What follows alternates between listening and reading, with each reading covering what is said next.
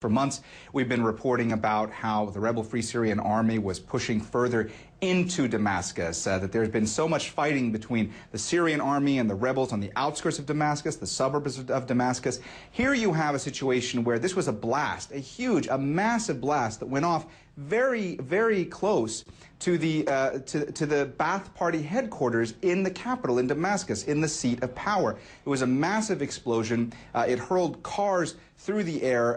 The aftermath pictures that we saw, the video, showed what a horrific and chaotic scene it was. Opposition activists telling us that this was an explosion that went off close to hospitals and schools, that many children died as a result. But then you have the finger pointing that's been going on as a result of this. You have the Syrian government coming out and very plainly saying this was Al-Qaeda and these were insurgent fighters that was behind this blast. And then you have other opposition groups that blame the al-Assad regime. Other opposition groups say that no matter who perpetrated this terrible crime, that it must be condemned. But it just goes to show how much the fighting has intensified, how much the violence has intensified in Damascus. And just a short time after this initial blast that we reported on, there were two other blasts that were reported to us by activists that happened in a Damascus neighborhood called Barza. Now, it's still unclear exactly what happened after those blasts, but we're told that clashes ensued between rebel Free Syrian Army fighters and Syrian regime army members as well. So a really chaotic situation, intensifying, getting more violent in and around Damascus. And as you said, the death toll yesterday as a result of all the violence across the country in this unceasing and brutal civil war was at least 210. Zain?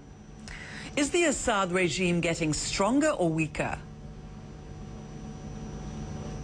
Right now, Zain, it looks very much like a stalemate. What we've heard is that you know, it's basically a seesaw battle that's been going on. You have areas in the country where the rebels say that they are controlling the territory, and then you have parts of the country where the al-Assad regime and his forces are still very much in control. They have the firepower, they have the air power as well, the warplanes and the helicopters, and that helps them.